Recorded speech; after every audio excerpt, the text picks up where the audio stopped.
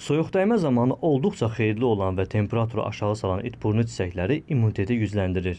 İltihabı proseslərin qarşısını alır. Sidikovucu xassəyə malikdir. Orqanizmin ümumi tonusuna müsbət təsir göstərir.